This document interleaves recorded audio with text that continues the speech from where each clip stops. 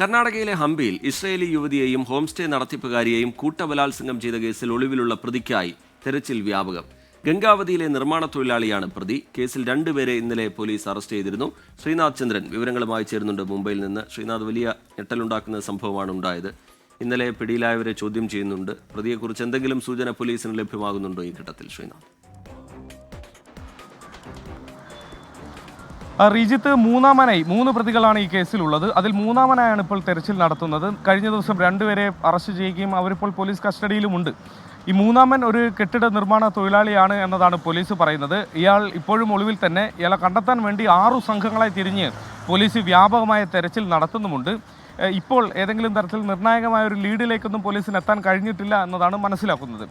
ഗംഗാവതി സ്വദേശികൾ തന്നെയാണ്, അതായത് ഈ പ്രദേശത്ത് തന്നെയുള്ള ആളുകൾ തന്നെയാണ് ഈ മൂവരും. അവർക്ക് ഈ പ്രദേശവും ഇവിടെയുള്ള ആളുകളെയും ഒക്കെ തന്നെ നേരത്തെ അറിയാം. ഈ ഹോം സ്റ്റേയെക്കുറിച്ചും ഒരുപക്ഷെ നേരത്തെ തന്നെ ഇവർക്ക് വിവരം ലഭിച്ചിരിക്കാം. ഏതായാലും CCTV ദൃശ്യങ്ങൾ ചിലതൊക്കെ പോലീസിൻ്റെ കൈവശം പുതുതായി കിട്ടിയിട്ടുണ്ട് എന്ന വിവരം കൂടിയുണ്ട്.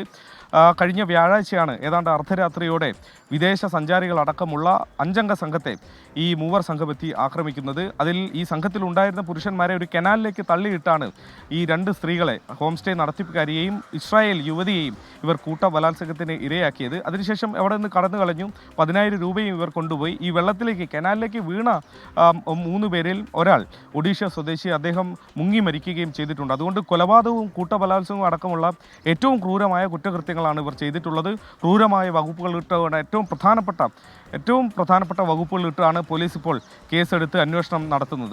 റീജിത്ത്, ശരി. ശ്രീനാഥ് ചന്ദ്രൻ വിശദാംശങ്ങൾ നൽകുകയായിരുന്നു മുംബൈയിൽ നിന്ന്. കർണാടകയിലെ ഹംപിയിലാണ് ഇസ്രയേലി യുവതിയെയും ഹോം സ്റ്റേ നടത്തിപ്പുകാരിയെയും കൂട്ടബലാത്സംഗം ചെയ്തത്. ആ കേസിലാണ് ഒളിവിലുള്ള ഒരു പ്രതിക്കായി ഇപ്പോൾ തെരച്ചിൽ അന്വേഷണ സംഘം നടത്തുന്നത്. ഗംഗാവതിയിലെ നിർമ്മാണ തൊഴിലാളിയാണ് ഈ കേസിലെ മൂന്നാമനായിട്ടുള്ള പ്രതി. കേസിൽ 2 പേരെ ഇന്നലെ അറസ്റ്റ് ചെയ്തിരുന്നു. അവരെ ചോദ്യം ചെയ്യുന്ന നടപടി തുടരുകയാണ്.